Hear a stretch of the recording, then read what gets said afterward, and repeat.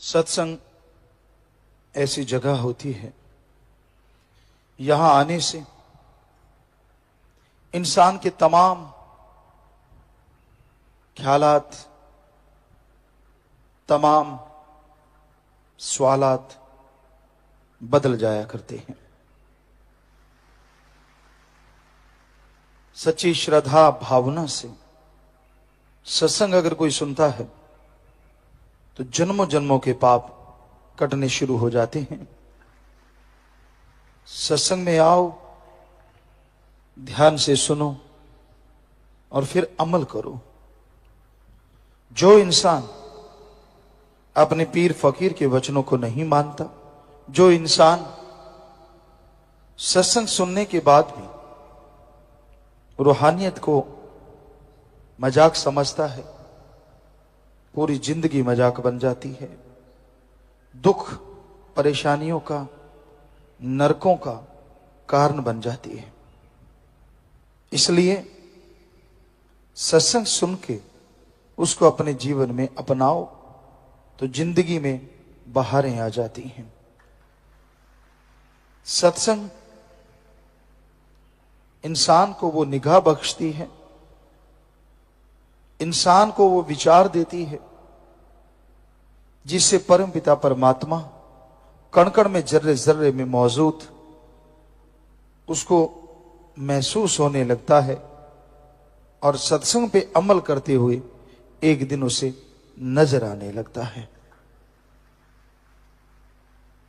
इंसान का will power, आत्म बल सत्संग में बताई गई विधि के अनुसार चलने से बेइंतहा बढ़ जाता है। तो अगर आप अपने जीवन में खुशियां चाहते हैं, अगर आप अपनी जिंदगी को खुशनुमा करना चाहते हैं, तो सत्संग सुन के उस पे अमल करना सीखो। इंसान कहता है, कई बार आपको पहले भी सुनाया, मैं गुरु को बहुत मानता हूं, लेकिन दुख इस बात का होता है गुरु को मानता है लेकिन गुरु की एक नहीं मानता। तब उसके लिए दुखों का कारण हो जाता है, परेशानियों का कारण हो जाता है। आप पीर फकीर को अगर मानते हैं तो यह भी बहुत जरूरी है कि आप उसके बातों को, उसके वचनों को भी माना करें। जब तक इंसान गुरु पीर फकीर के वचनों को नहीं मानता, तब तक वो दोनों जहां में खाली रहता है। इंसान को मालिक नियामतें बख्शता है, बेइंतहा खुशियां बख्शता है, बिना कहे उसके कर्म अल्लाह राम काटता रहता है। उसे पता भी नहीं होता कौन से भयानक कर्म आने वाले हैं, कब आने थे और कब चले गए।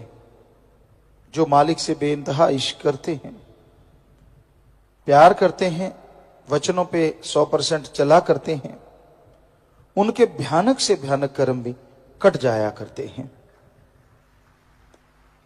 इंसान के कर्म कितने भयानक हैं, इसका अंदाजा कोई नहीं लगा सकता। कई बार इंसान सोचता है, मैं सत्संग सुनता हूं, सत्संग में बैठता हूं, मेरे तो कर्म कटते रहेंगे, कोई दो राय नहीं। शास्त्र नाम शाह मस्तान जी दाता के वचन हैं। आप सत्संग में आते हैं, सुनते हैं, बना बनाया सुमरन ले जाते हैं, जो आगे जाके आत्मा के काम आएगा, जो रूह के काम आएगा। पर जीते जी अगर आप आनंद परमानंद चाहते हैं, भयानक कर्मों से बचना चाहते हैं, तो सत्संग सुन के अमल करना 100% जरूरी है।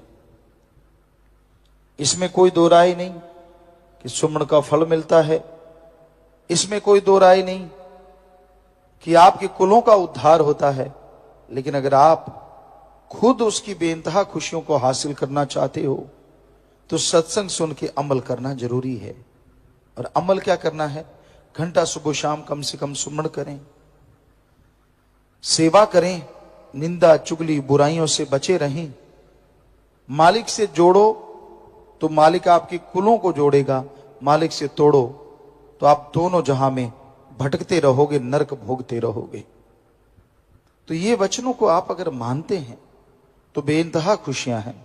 अदरवाइज सत्संग में रहते हुए, यानी सत्संग में जब बैठे हो तब नहीं, सत्संग आपने सुना, आप अपने घरों में चले गए, आप अपनी रहने वाली जगहों में चले गए, वहां जाके फिर वही निंदा चुगली, तो आपके जो भयानक कर्म हैं वो कटते नहीं, बल्कि वो कर्म आपको नरक में ले जाते हैं। उसका दुख, उसका दर्द फिर आपको महसूस होता ही नहीं, बल्कि भोगना पड़ता है। तो ये जरूरी है कि सत्संग सुन के अमल किया जाए। कई बार इंसान सोचते हैं, कोई ना कोई सवाल भी उठता है कि यार फलां आदमी सत्संग में रहता था, बड़ी सेवा किया करता था, वो मालिक से दूर क्यों हुआ? तो शायद उसका जवाब आपको मिल गया होगा, जो हमने अभी अभी बोला। सत्संग सुना, सुमरण का फल मिला, आत्मा के खाते में जमा हो गया, लेकिन सुन के अमल नहीं किया तो उसको इस जन्म में भयानक कर्मों का सामना करना ही पड़ता है। उसे कर्म भोगने ही पड़ते हैं, चाहे वो सेवादार क्यों ना हो, चाहे वो सत्संग सुनता हो। फल तो उसको मिल रहा है, लेकिन अगर वो अमल नहीं कर रहा तो झोली फटी हुई है, रहमतें आती हैं चली जाती हैं, आती हैं चली जाती हैं। इसलिए अमल करना जरूरी है।